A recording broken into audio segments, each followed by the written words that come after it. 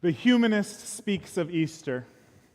It's a reflection penned a few years ago by my colleague Kendall Gibbons, just the first half for now. There are only two things we know for sure. One, they stashed Jesus' body in a tomb temporarily until they could get a chance to bury it properly. And when they came back, the tomb was empty. Make of that what you will. There are many possible explanations, some more likely than others. I don't believe, she says, that Jesus came back from the dead. Neither did Martin or Malcolm. Neither did Viola Luzzo or Frosan Safi, the women's rights activist shot by the Taliban in Afghanistan last November.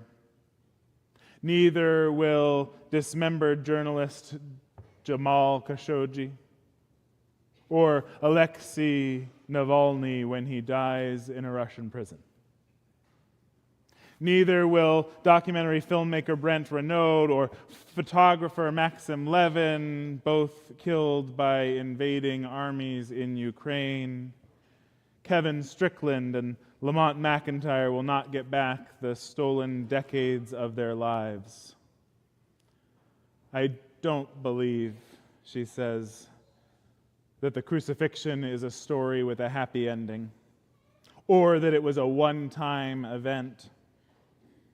It happens over and over as the human journey unfolds. It happens to us and to the people we love. It happens to the righteous and the innocent. Crucifixion happens, and it feels like the end of the world every time.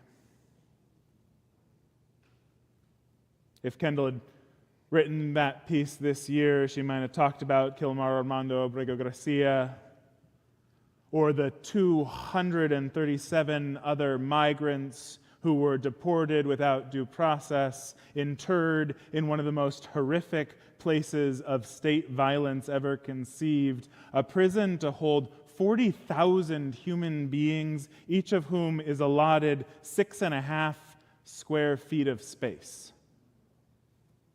A metal bunk to sleep on with no mattress and no sheets, 2 toilets to share with 156 people.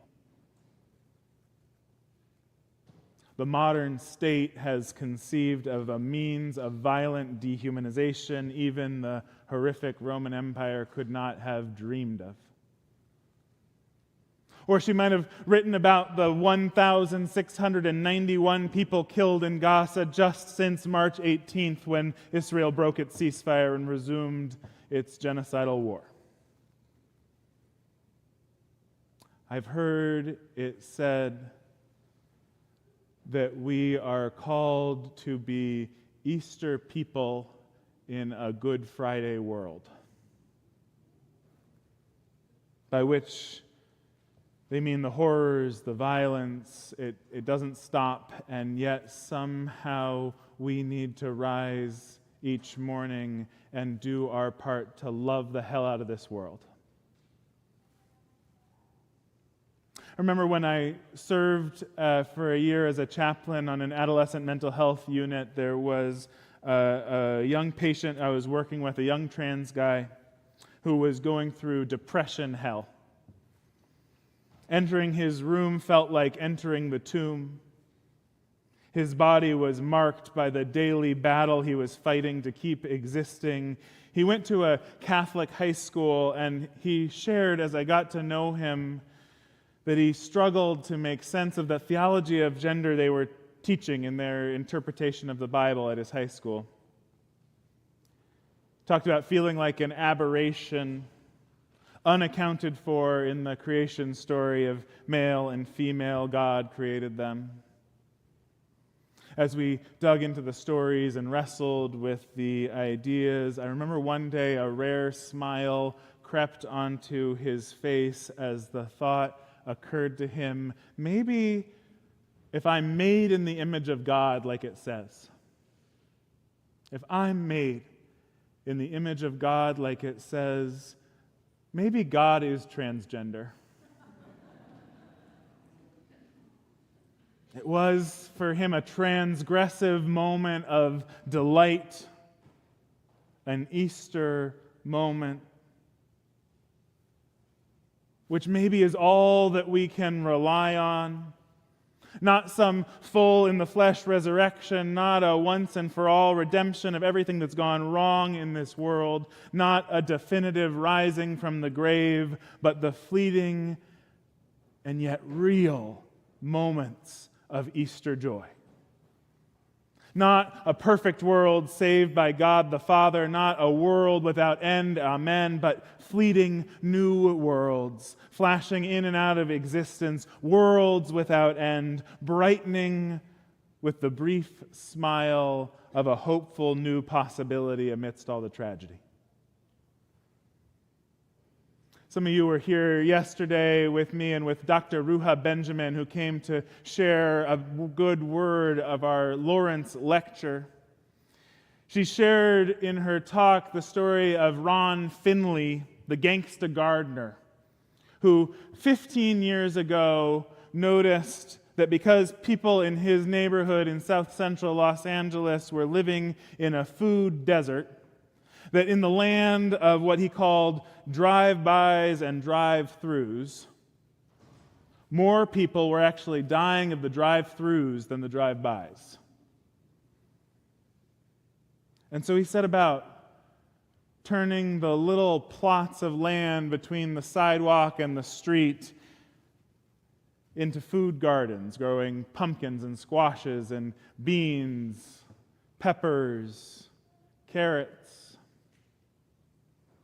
His initial efforts were met by the city, by the state, by the empire, by this force that has been with us for so long, with a citation and threat of arrest. He talks about how he could leave the parkways, they call them parkways, these little strips of dirt. He could leave them full of weeds and accumulating trash, and no one would bat an eye. But the minute he tried to beautify them, to plant a garden and feed his people, he was threatened by the law. By the logic of crucifixion power, empire power, any attempt to demonstrate that things don't have to be this way. Things don't have to be the way they are is a threat. But Finley kept at it, and eventually the law was changed, and now no longer is any permit required in Los Angeles to plant those gardens in the parkways. Easter moments. Dr. Benjamin invited us to look for these kinds of opportunities, to plant seeds, to build community and generate possibilities that the structures of empire we live in can't imagine. She asked us, thinking about the schemes and dreams of our own hearts and the little patches of earth all around, she asked us, what is your plot? To be Easter people in a Good Friday world is to have a plot, to invite others in, to tend to your plot, to remember that the story doesn't end with a citation or an arrest, not even with a crucifixion.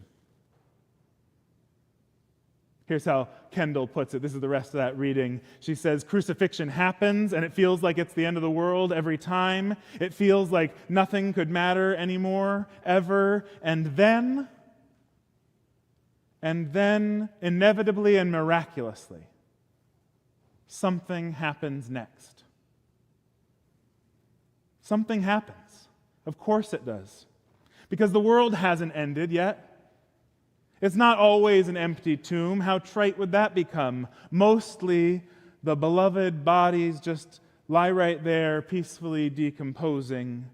But something happens, and whether we want it or not, a new chapter begins. Maybe the sun comes up, or the lilies do. Spring rolls around, that happens. Or memories come, or someone needs you. You eat food, that happens. You walk down the road and share a recollection. Life happens, keeps happening. The dead don't rise, but we do. One day it happens. You take a breath and it doesn't hurt to breathe. You start to see people again, really see them. Hope rises, community rises, you rise, we rise, life rises. Not because death isn't real. Crucifixion is not just pretend, but something else is just as real. Maybe even more real. Something happens next. That's the other thing we know for sure. Life rises. Outrage rises. Love rises. Faith rises. Tears rise. Hope rises. This I do believe. Something happens next. This Good Friday world, with all its hateful repetition of violence after violence, it's not the only possible world. What happens next in the Easter story is the women come to the tomb and weep. The women with whom Jesus transgressed by treating them as equals, they demonstrate in this story a kind of power alien to the state terrorism of the empire, a power alien to the ethos of domination and control, a power rooted in the vulnerable reality of relationship. They weep from their love, and it is their lamentation that prepares the ground for everything that happens next. In their weeping, in their stories, in their plots are born new worlds. Power in the immature mind is the ability to control. It is the absorption of all agency. Maximum power is a world in which a singular agent is able to completely determine the course of all events. Those who imagine an omnipotent God start with this premise and the power of kings and emperors, of strong men and dictators. It flows naturally from that unitary origin of power. But there is another understanding, another way of knowing power taught by brave prophets and leaders throughout history, practiced by ordinary people as they participate in their private lives of their families and friendships, in the civic life of their workplaces and communities, cities and countries, an understanding of power that is not coercive but creative,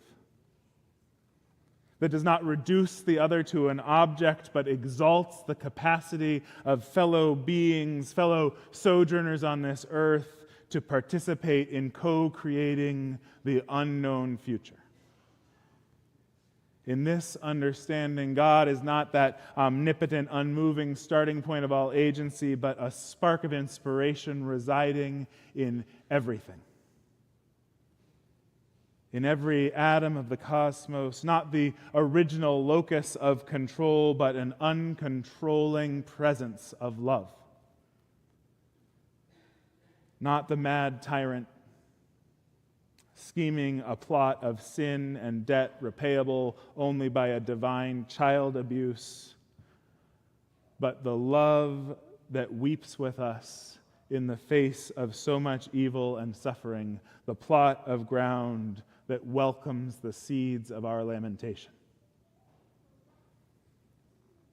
That first kind of power, it's so threatened, so undermined at the root of its claims about how the world works by the second, that it has always tried with all its might to vanish and vanquish this other kind of power. It has crucified and assassinated. It has burned books and burned bodies, desperate to prove its claim that the power that controls and coerces is the only true power. But Easter says, though the forces of empire may crucify the messenger, burn her at the stake, remove them to a foreign land, throw him in a lawless prison and toss away the key, though the evil of a controlling, coercive power may try as it might to destroy that holy, hopeful message of love, it cannot be done. Easter says torture is not the end of the story. Easter says mob rule is not the end of the story. It says El Salvadoran prisons and ICE detention centers and Palestinian refugee camps and whatever other names they give to the places where human beings are stripped of their dignity, they are not the end of the story. Easter says dictators and emperors are not the end of the story. Easter says death, even death, that's not the end of the story. There are worlds without end to come, not in some heaven above, but in this life, here and now.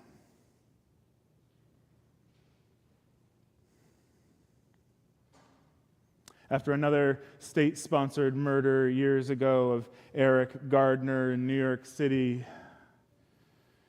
Ross Gay wrote this poem, A Small Needful Fact. A small needful fact is that Eric Garner worked for some time for the Parks and Rec Horticultural Department,